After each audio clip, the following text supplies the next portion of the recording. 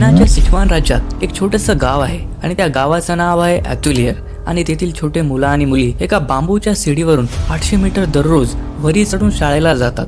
हा चलत नाही तर चढून. आणि ते सीडी डोंगराच्या एकदम साईडलाच आहे, जे कधी पण तुटून जाऊ शकते. दररोज जीव धोक्यात टाकणं, ते पण फक्त शाळेला जाण्यासाठी.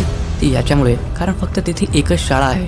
कोणत्या पण प्रकारचे रोड नसल्यामुळे त्या बेचारे लहान मुलं आणि मुलींना फक्त सीडीवरूनच शाळेला जावं लागतं. मला तर नाही वाटत की तुम्हाला शाळेला जाण्यासाठी एवढी मेहनत घ्यावी लागते. तुम्हाला जर बस घ्यायला येत असेल, तुम्हाला शाळेला जाण्यासाठी कोणत्या पण डोंगरावर चढावं लागत नसेल. पण जे शिक्षण, जे अभ्यास तुम्हाला शाळेत शिकायला भेटते ते खरं तर तुटलेले आहे. शाळा म्हणजे फक्त आता एवढंच झालेले आहे. पाठ करा, परीक्षा द्या, पास व्हा आणि याच गोष्टीला अजून रिपीट करा. पूर्ण जग एवढ्या वर्षात एवढं बदलून गेलेले आहे की आजी आजोबा पण असं विचार करतात की आम्ही तर कोणातरी दुसऱ्या दुनियामध्ये आलो.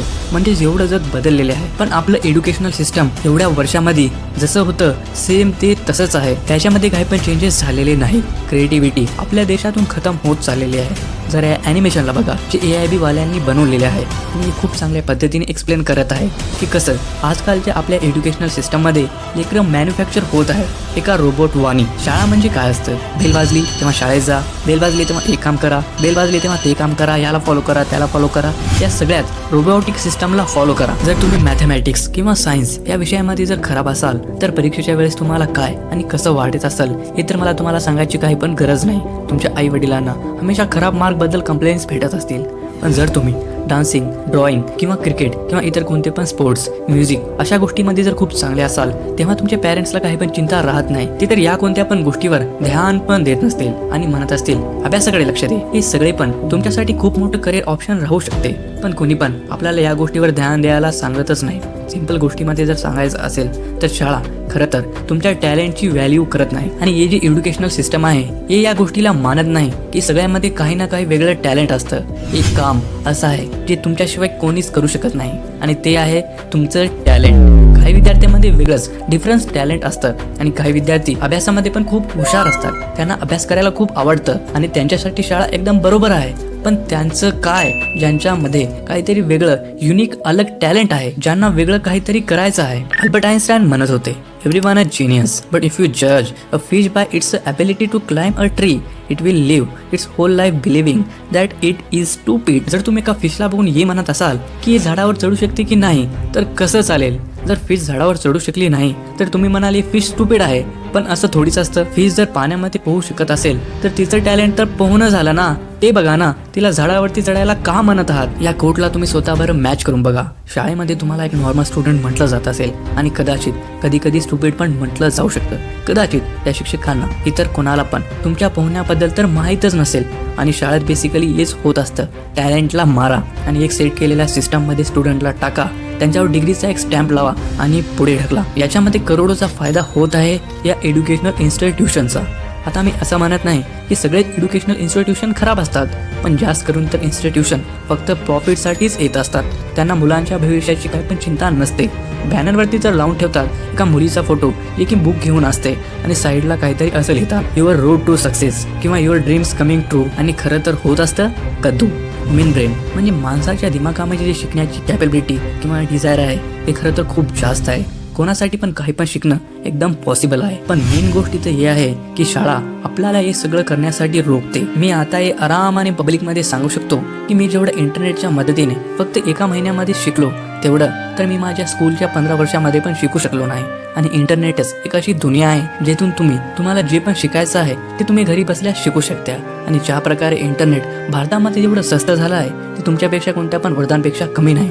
आणि या सगळ्या गोष्टी तुम्ही यूट्यूब किंवा गुगलवरून शिकू शकता. एज्युकेशनल सिस्टम खरं तर काय आहे? सिस्टम असं बनलेलं आहे की मुलांना माहिती दिलं जातं आणि मुलं त्या माहितीला आपल्या खोपडीमध्ये टाकत असतात आणि मग नंतर त्याची परीक्षा घेतली जाते हे चेक करायला की त्यांना शिकवलेलं त्यांच्या दिमागामध्ये आहे की नाही.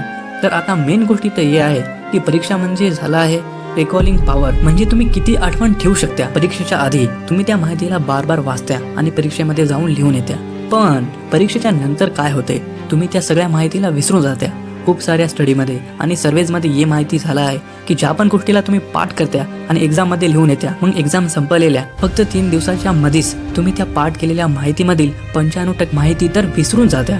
तर मग याची मिनिंग अशी झाली की तुमच्या परीक्षेचे मार्क आता भले ते किती पण आहेत, ते फक्त एवढंच सांगतात की तुमची ध्यानामध्ये ठेवण्याची ताकद किती आहे, जी की एक फेक अकॉम्प्लिशमेंट आहे. आणि या फेक अकॉम्प्लिशमेंटच्या घमंडमध्येच तुमच्या शाळेमधले टॉपर्स खूप ॲटिट्यूडनं चालत असतात. टॉपर्सना हे वाटतं माझी इंटेलिजन्स किती जास्त आहे, पण फक्त मेमरी पॉवरच तर जास्त असते ना. अगेन सगळे टॉपर्स असे नसतात, पण जास्तीत जास्त असेच असतात. तुम्ही सांगा, काय फक्त ध्यानामध्येच ठेवून फक्त पाठ करणं काय हेच खरं तर कोणाच्या बुद्धिमत्तेला सांगतं? तुमची मेमरी पॉवर किती आहे हे वेगळी गोष्ट आहे, आणि तुमच्यामध्ये इंटेलिजन्स म्हणजेच बुद्धी किती आहे हे वेगळी गोष्ट आहे. लेकिन कडवास असतो हे आहे की तुम्हाला मेमरी पॉवर म्हणजेच पाठ करण्याच्या शक्तीपेक्षा तर जास्त तुमच्या इंटेलिजन्सला आणि अवेअरनेसला वाढवायची गरज आहे. कारण हेच तुम्हाला पुढे काम देतील. म्हणजे तुम्ही तुमच्या बुद्धीच्या मदतीने या जगाला समजू शकाव की हे जग काय आहे. मग नंतर तुमच्या बुद्धीच्या धमोर असं काहीतरी करा की जे केल्यानंतर तुम्हाला असं वाटावं की हां, मी काहीतरी केलो माझ्या आयुष्यामध्ये.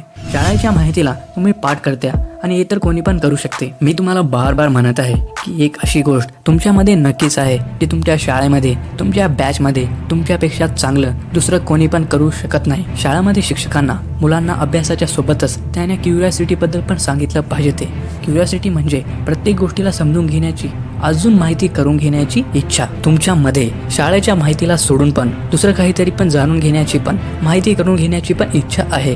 पण शाळेच्या सिलेबसला सोडून जर तुम्ही शिक्षकांना दुसरं काही पण विचारल्या तर शिक्षक म्हणतात की बेटा हे आपल्या सिलेबसमध्ये नाही आणि तू खाली बस. आपल्या देशामध्ये असे काही पण शिक्षक आहेत जे खूप चांगल्या पद्धतीने शिकवतात, पण असे काही पण शिक्षक आहेत ज्यांना साधं वाचता लिहिता पण येत नाही.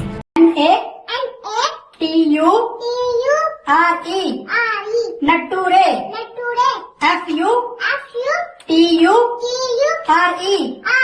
फुटुरे. ते फक्त पैशाच्या दमवरच शिक्षक बनलेले असतात. आणि या सगळ्या गोष्टी जे मी तुम्हाला सांगत आहे हे तर सगळ्यांनाच माहिती आहे. प्रत्येक विद्यार्थ्याला किंवा कोणाला नाही तर कोणाला प्रश्न तर पडलाच असेल की आपलं एज्युकेशनल सिस्टम कसं आहे. पण या विषयावरती पब्लिकमध्ये कोणी पण बोलायला तयारच नाही. जसं चालत आहे ते तसं चालत आहे. पण कसं जमेल? शाळेच्या व्यतिरिक्त जर तुम्हाला असं काहीतरी वेगळं करायचं मन आहे, तुमचं काहीतरी वेगळं पॅशन आहे आणि तुम्ही जर त्याला फॉलो कराल्या, तर तेव्हा तुम्ही त्या कामामध्ये मग्न होऊन जात्या. आणि जेव्हा तुम्ही मग्न राहत्या तेव्हा तुमचं दिमाग अशा स्टेटमध्ये राहते ज्यामध्ये खरी लर्निंग होत असते. तेव्हाच मुलं काहीतरी शिकत असतात. कारण जेव्हा कधी पण तुम्ही मग्न होऊन कोणतं पण काम करत्या तेव्हा तुम्ही खुश होत्या. त्याच्यामुळे त्यावेळेस जे तुमच्या दिमागामध्ये जाते ते तुम्ही 3 दिवसामध्ये विसरत नाही. शाळेच्या अभ्यासावाने तर हमेशासाठीच तुमच्या दिमागामध्ये ते राहते. सगळ्यातली जेवढे पण मोठे विचारवंत आहेत, सगळ्यात सक्सेसफुल व्यक्ती आहेत, सगळ्यात मोठे लीडर्स आहेत, त्यांच्या सगळ्यामध्ये एक गोष्ट कॉमन आहे. माहिती आहे काय? ते सगळे आपल्या शाळेतले किंवा कॉलेजचे ड्रॉपआउट होते. जसे की Mark Zuckerberg, Steve Job, Richard Branson, Bill Gates, Johnny Depp, Walt Disney, Albert Einstein, Benjamin Franklin, Elon Musk, Virat Kohli, Aamir Khan, Sandeep Maheshwari. आणि खरं तर ही लिस्ट एवढी मोठी आहे की जर मी नाव घेत राहिलो तर हे अख्खं व्हिडिओ एका तासाचं होईल. हे सगळेजण आपल्या टीनेजमध्येच शाळेला सोडून टाकले होते आणि स्वतःची जी इच्छा आहे, स्वतःचं जे पॅशन आहे त्याला फॉलो केले होते. तर आता तुम्ही हे समजू नका की मी तुम्हाला म्हणत आहे की तुम्ही पण तुमची शाळा सोडून टाका. बिलकुल पण नाही यार. मी तर तुम्हाला हे सांगत आहे, यांची विचारधारा सांगत आहे. कारण तुम्ही काहीतरी शिकाव. म्हणजे तुम्ही यांची दूरदृष्टी तर बघा की त्यांनी त्यांच्या टॅलेंटवरती फोकस केलं. म्हणजे त्यांना ज्यांच्यामध्ये इंटरेस्ट आहे त्याला फॉलो केलं. तुम्हीच विचार करा, जर यांच्या पॅशनला शाळेमध्ये जर सपोर्ट केलं असतं तर काय हे कधी शाळा सोडले असते?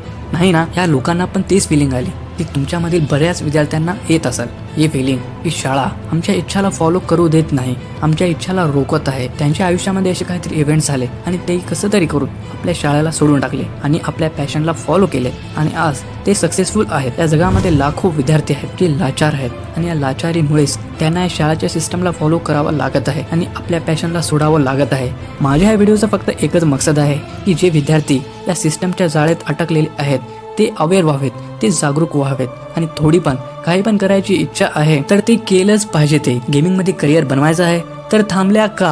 व्हिडिओ एडिटर बनायचा आहे तर शिका, ट्युटोरियल बघा. गेम्स किंवा ॲप्स बनवून प्ले स्टोअरवरती टाकायचं आहे तर प्रोग्रॅमिंग शिका. म्युझिक बनवायचं आहे तर त्याला पण शिका. यूट्यूबवर बनायचं आहे तर यूट्यूबवर व्हिडिओ बनवा, डेली व्हिडिओ अपलोड करा. आणि जर तुम्हाला अभ्यासामध्ये इंटरेस्ट आहे तर अभ्यास करा यार. मी तुम्हाला हे म्हणत नाही की अभ्यास खराब गोष्ट आहे. सगळ्याचं दिमाग वेगवेगळं असतं. जर तुम्हाला अभ्यासात मन लागतं तर तुम्हाला कोण रोखत आहे? तुमची मेमरी पॉवर जर स्ट्रॉंग आहे तर या सडलेल्या सिस्टममध्ये पण तुम्ही मार्क आणून खूप मोठं काहीतरी करू शकता. बेशक वाचा आणि काहीतरी खूप मोठं करा. पण तुम्ही त्या लोकांमध्ये आहात त्यांना अभ्यासात बिलकुल पण मन लागत नाही, तर मग टाइम वेस्ट का? सिस्टममध्ये गडबड आहे, त्याला सुधारायची गरज आहे. जर एज्युकेशनल सिस्टमला सुधारायची गरज आहे, कोणी स्टेप घेतच नाही, तर तुम्ही भला कायच करू शकता. माझी फक्त एकच विनंती आहे, जर कोणी एज्युकेशनल इन्स्टिट्यूशनमधून या व्हिडिओला जर बघत असेल तर प्लीज रिक्वेस्ट आहे माझी, एज्युकेशनल सिस्टमला अजून चांगलं बनवा. ही गोष्ट तुम्हाला पण माहितीच आहे. हो सर, एज्युकेशनल सिस्टमवाले सर चूप का बसल्या? एज्युकेशनल सिस्टमला प्रॅक्टिकल बनवा. लर्निंगला पाठ कर म्हणण्याऐवजी प्रॅक्टिकल गोष्टी शिकायसारखी सिस्टम बनवा. रोबोट्स मॅन्युफॅक्चर करू नका. पैसे तुमची एज्युकेशनल सिस्टम तरी पण कमवते. जर बरोबर पद्धतीने काम झालं तरी पण तुम्ही पैसे कमवत्याच. या गोष्टीमध्ये आळशीपणा का हो सर? शिक्षणाची गोष्ट आहे. आणि मित्रांनो, तुम्हाला पण एक विनंती आहे, हृदयाचं ऐका. आयुष्यामध्ये जे करायचं आहे त्याला एक बार नक्कीच ट्राय करा. जो होगा देखा जाएगा. ज्या गोष्टीमध्ये मन लागते त्या गोष्टीला मनामध्येच दबू नका, त्याला बाहेर काढा आणि आपल्या पॅशनला फॉलो करा. तुम्हाला हे व्हिडिओ कसं वाटलं नक्कीच खाली कमेंट करून सांगा आणि आपल्या चॅनलला पण नक्कीच सबस्क्राईब करा. तर भेटूया मग पुढच्या व्हिडिओमध्ये. Thank you so much for watching this video.